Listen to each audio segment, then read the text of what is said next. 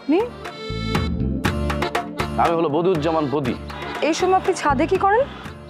না মানে এই যে একটু আসলাম হাওয়া বাতাস খাইতে, রিল্যাক্স করতে আর কি ছাদে। আপনাদের তো ছাদে ওঠা নিষেধ, তারপর আপনি ছাদে আসছেন। আপনি তো বিরাট বড় একটা অন্যায় করে ফেলছেন। আরে অনলাইন তো করছি বুঝছেন, কিন্তু শুনেন একটা রুমের ভিতরে জেলখানার মতন কতক্ষণ থাকা যায় বলেন? হ্যাঁ, হাত পা ঠিক মতন নাড়াচাড়া করা যায় না। এই এক রুমে থাকলে কিন্তু পঙ্গু হয়ে যাবো। আপনি পঙ্গু হয়ে গেলে আমাদের কি? আপনার যদি এখানে ভালো না লাগে আপনি অন্য জায়গায় চলে যান। সেটাই তো মনে হচ্ছে, এই বাসায় মনে বেশি দিন থাকতে পারবো না।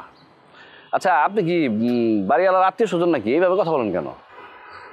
আপনার কি মনে হয়?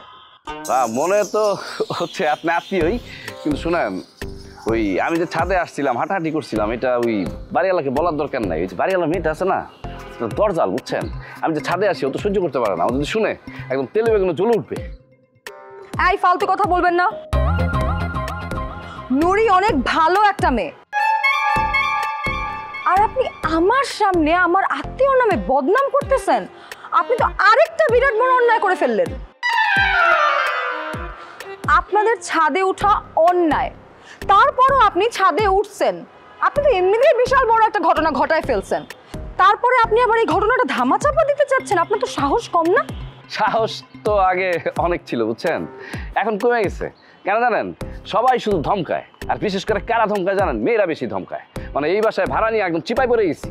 এই চিপায় পড়ছেন মানে? আমি কি আপনার সাথে খারাপ ব্যবহার করতেছি, খারাপভাবে কথা বলতেছি?